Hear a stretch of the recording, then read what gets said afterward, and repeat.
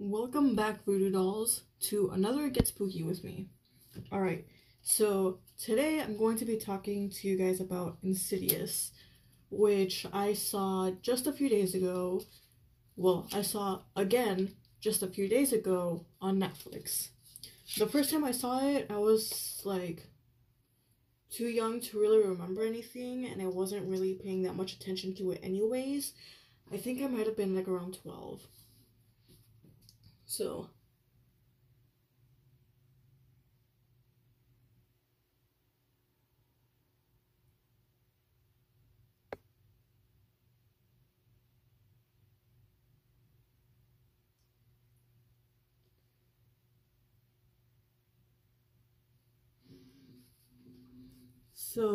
before I get into spoilers, I want to get into the general plot. And I think from now on, I'm going to just give the general plot and then announce when I'm going to get into spoilers, just because I feel like that's the more courteous thing to do, if that makes any sense. So, hold on.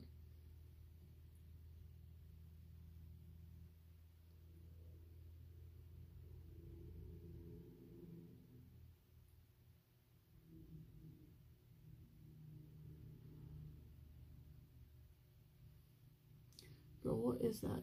Like, I don't know how to line my lips. Like, ew.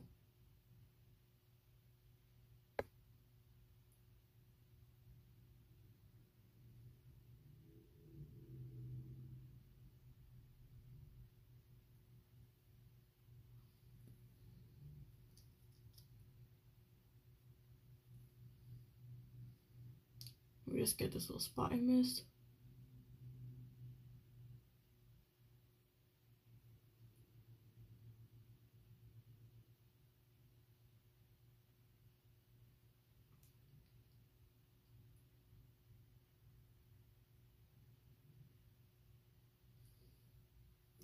Perfect. See, the weird thing is that I usually mess up my bottom lip, but today I messed up my top lip. So, I have like a little extra like right there, which I'll just get off with a piece of toilet paper. But, anywho, so, into the general plot. So, it revolves around this family of 4. And it's basically his father, his wife, and his 2 kids. And there's this older son and a younger son. And the older son falls into this mysterious coma after hitting his head, after falling down the stairwell while going on adventures inside of the house.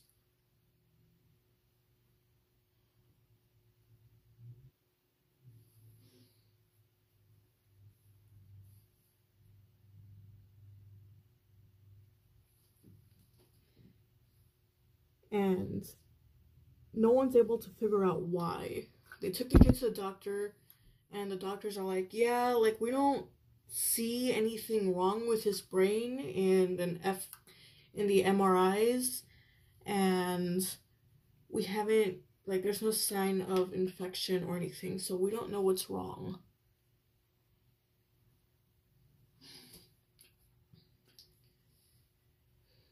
And so the parents, being more wealthy, are able to just take their son home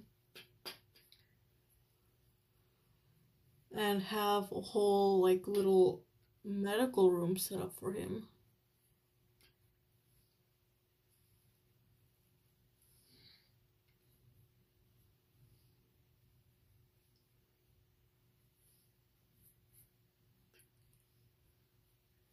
And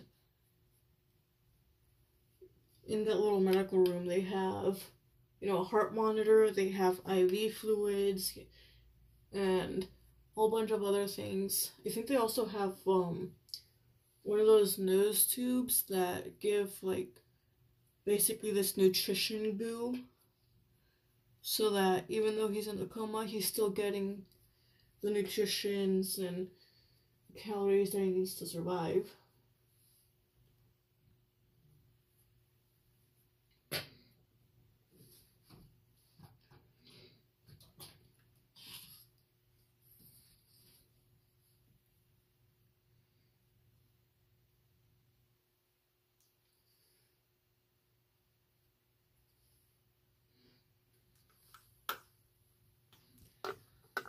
And so he's in the hospital. No, he's in his room, and so far, like, nothing too weird has happened. He's, besides him being in this inexplicable coma. I don't know if we have any tape. I really wanted to do this one YouTuber's life hack. His name is literally Lewis, but he has hooded eyes like me, and he did this thing where he put scotch tape on, like, towards the bottom here, and then lines it up like that, instead of putting it directly, like, here. That way he can avoid the hood while he's putting on his eyeliner. And I don't think I have any scotch tape in the house right now, which is kind of annoying. Actually, I think I do. I wish I was, like, not recording using YouTube's recording app, because on the recording app that came on my phone, I could just pause this and then leave real quick. But I'll just save that for the very last. Actually, no. I'm gonna go look for it right now, because it probably won't take me that long anyways. No. Let's stay here. Shit. Yeah, I'm just gonna stay here. So, the kid's in a coma. The doctors don't know why. And things start happening around the house. Like, things that typically happen in a paranormal movie, you know. Doors opening and closing, the mom seeing shadows, and the mom gets so freaked out that she's like, I can't stay in this house anymore, because the house that they're living in is this huge, like, mansion, and there's just, like, a bunch of rooms, and it's just, like, a really cool looking house in general. But they just moved in, and the mom's like, I can't take this, like, get me out of here, I don't want to be here anymore, like, this house gives me some really bad vibes. And so the dad's like, okay, you know what, I believe you. And so in the next shot, it's them moving into the new house and getting the new, like, hospital room set up for the kid. And then the mom starts seeing not just shadows, but, like, people, like, full-on people.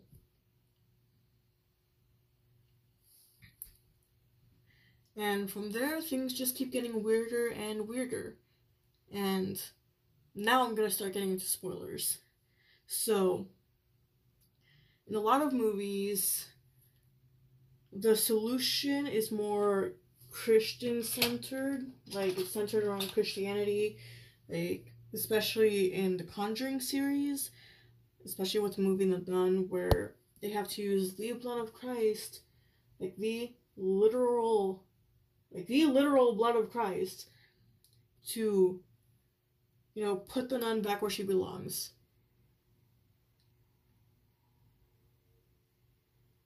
Which, you know, isn't hell.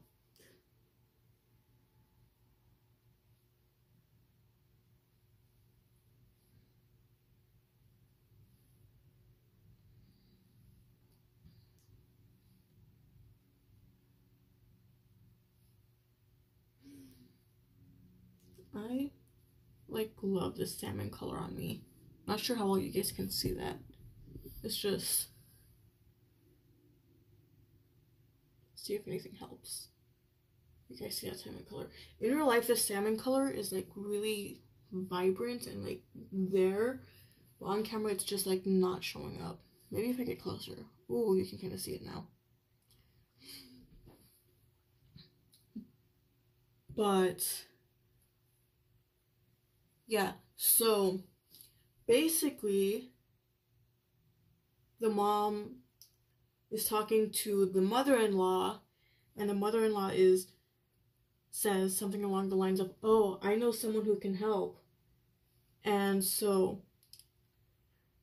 the mom calls over these kind of like nerdy looking guys who actually work for this medium. I actually look like a clown in real life right now. Like, this pink is very vibrant on me. Well, it's not even pink, it's salmon. Like, it's this middle one.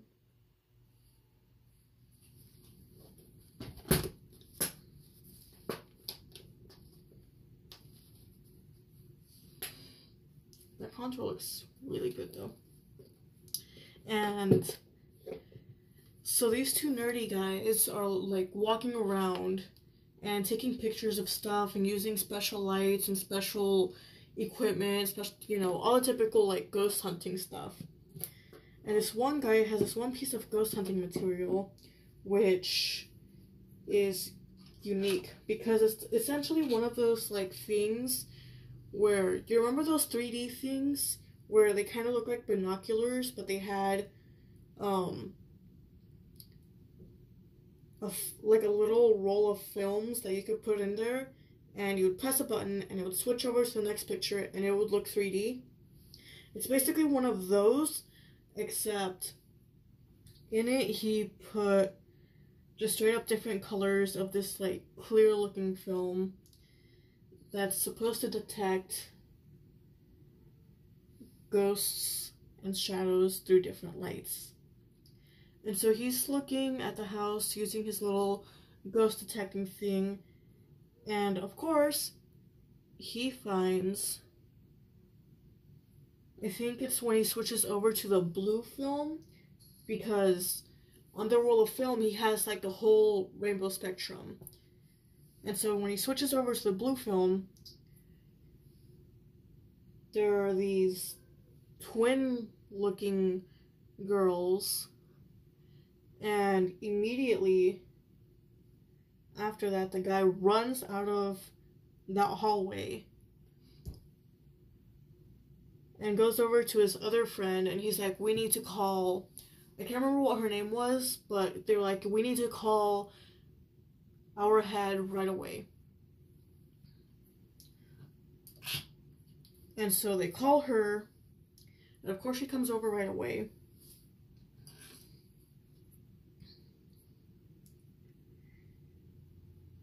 And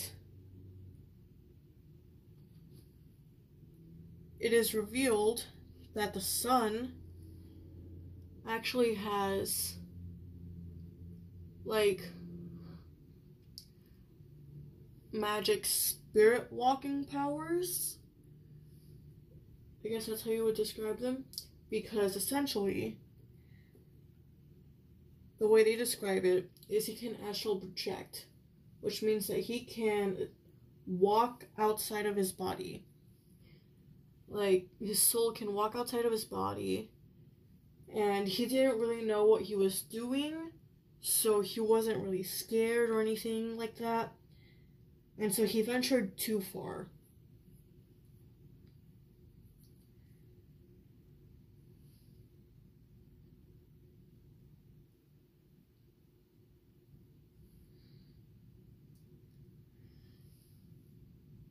And it is also revealed that the dad also has this spirit walking astral projection powers, and he is able to leave.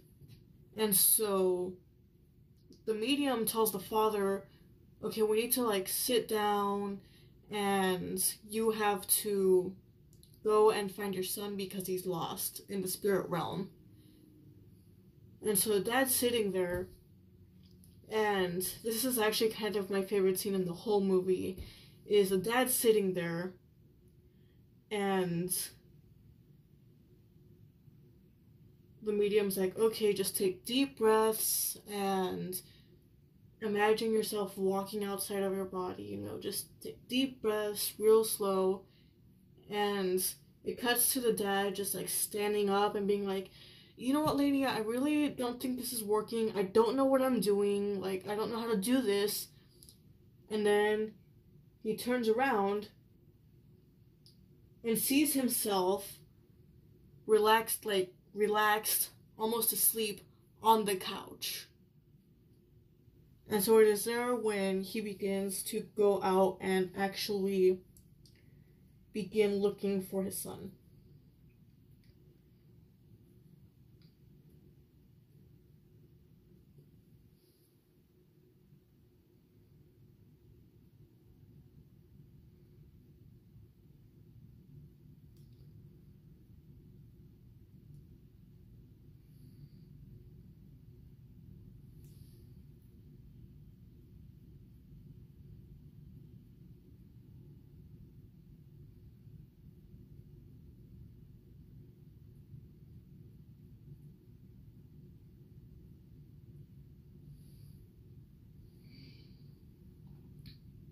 And so he goes out further and further into the spirit realm to look for his son, almost kind of in like a Finding Nemo moment, going and visiting dangerous lands to find the one he loves.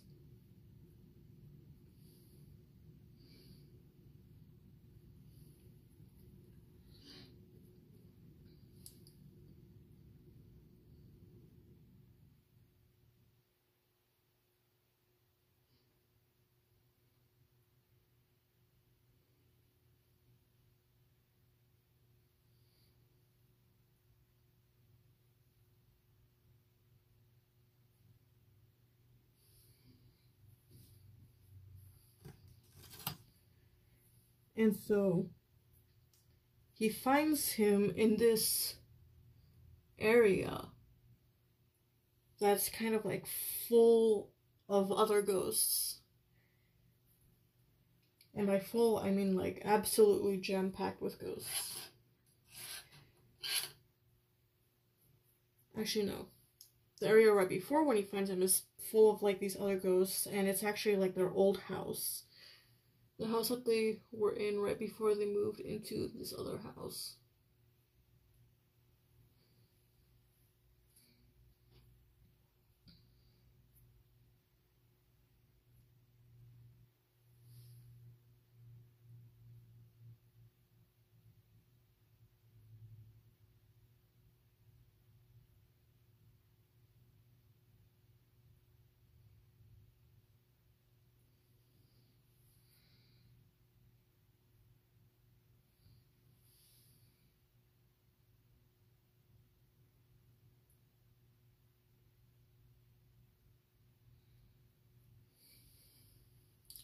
And then he finds his son, and his son is shackled up to this area. And the dad's like, okay, like, you know, we need to get going, like, right now. And the son's like, no, like, we can't get going. He's watching us. And the dad's like, who's watching us? And the son's like, he is. And then it cuts to this creature, which honestly, like, I thought looked like it belonged in a parody movie. I didn't think that scene was that great. I thought it was like funnier than it was scary.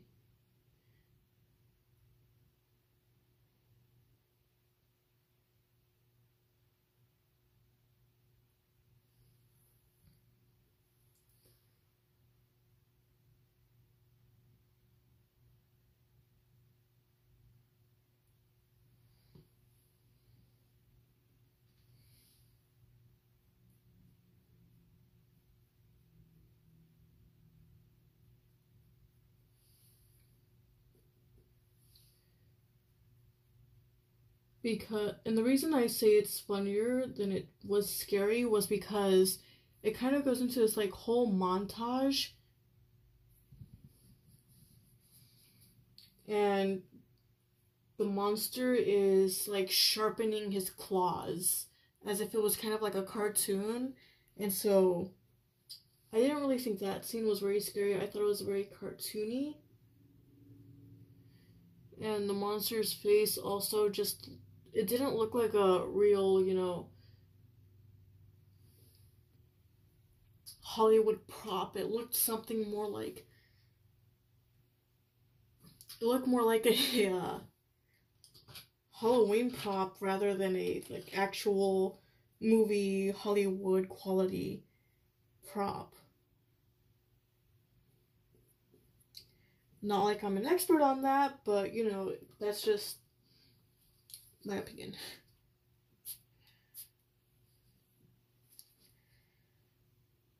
So, yeah, that scene wasn't really my favorite thing ever, but you know, it is what it is.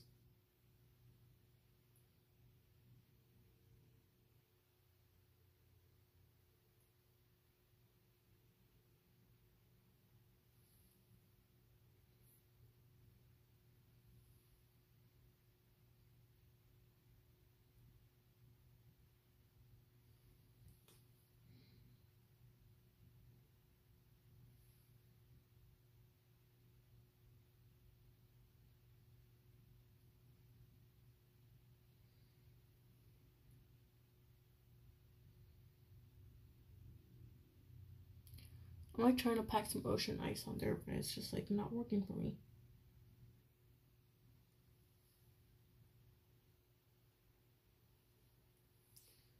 I really want this to like shimmer more, like right on the lid. It's literally not working for me.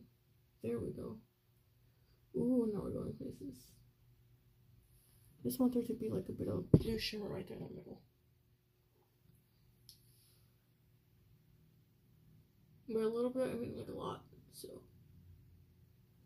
There we go.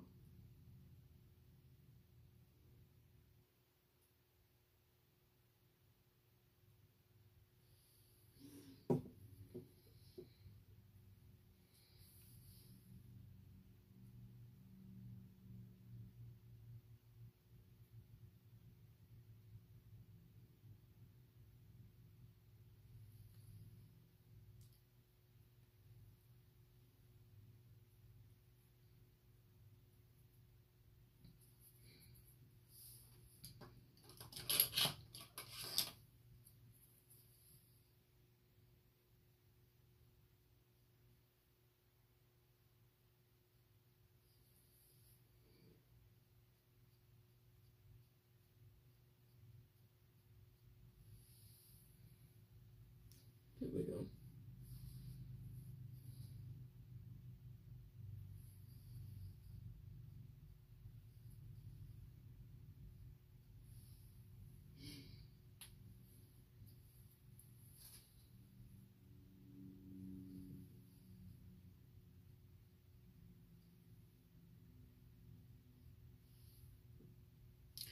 That just brought it up like a lot. Ugh, I didn't mean to do that.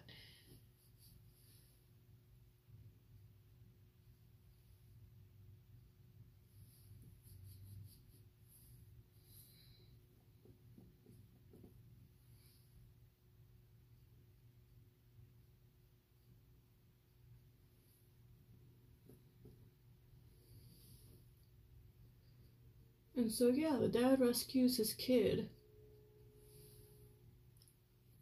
by going into the astral world himself and finding him, which I thought was really unique in a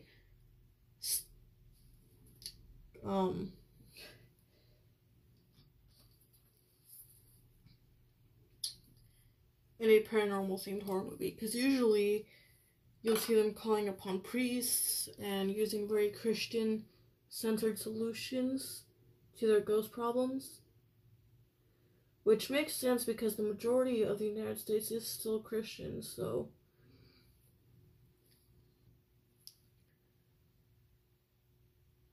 I can see why they would do that. But I just thought this to be very, very interesting.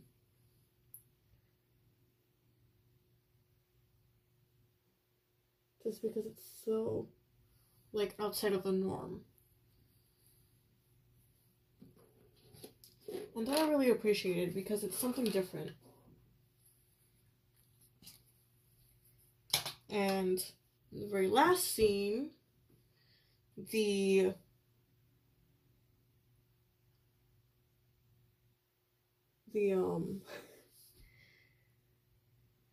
medium senses that there's something wrong with the husband, and she takes a picture of him.